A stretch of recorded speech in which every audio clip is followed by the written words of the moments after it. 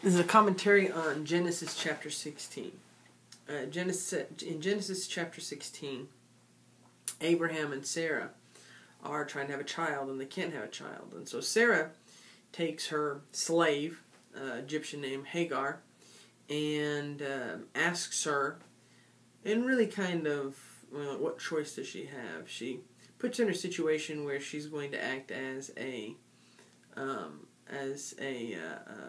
surrogate for Abraham and Sarah. And so Hagar gets pregnant by Abraham, and then Hagar starts to act a little too big for her britches for Sarah's tastes, and so she gets angry at Hagar, and with Abraham's permission abuses Hagar to such the point that Hagar runs away.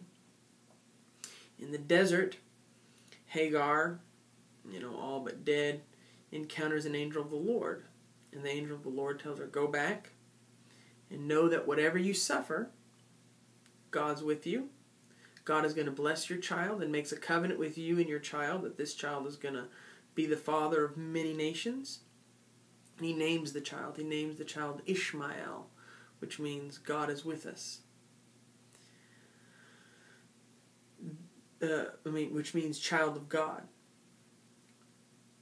Hagar then responds by naming God. God names the child of God.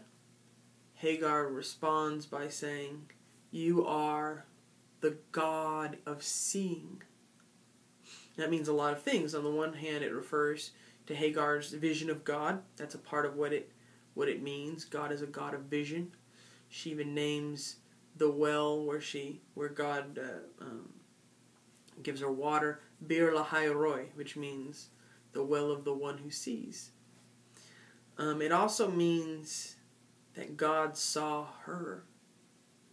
See, everybody just saw Hagar as a thing, as an object, not as a real person. She was property. She was a slave. Now in the desert, she had to feel completely alone. God's response to her was, in essence, I see you, Hagar. I see what you're going through, and I bless you because of it. My eye is on you. You're not alone.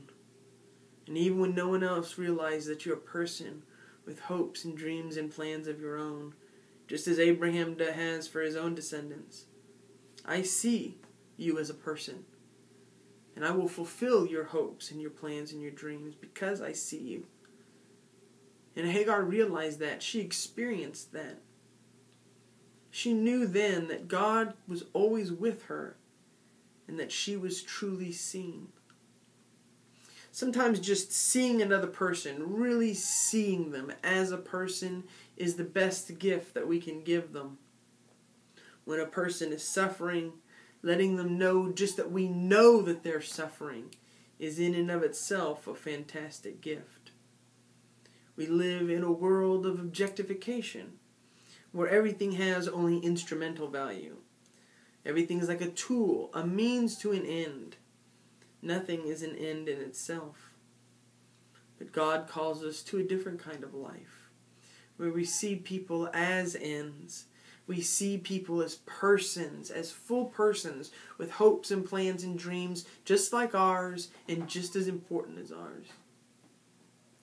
And so when we go out into the world, we need to represent El Roi, the God who sees.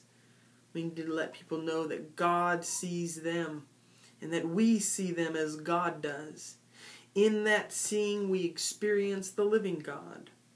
For in our perception, in our perceiving of the other, the perceiving of the subject, we are embodying God's action of always being with people and always seeing them as people.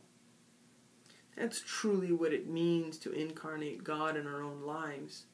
That's what Hagar experienced out in the wilderness. It's what we can experience every day when we just remember that we are seen and known by God.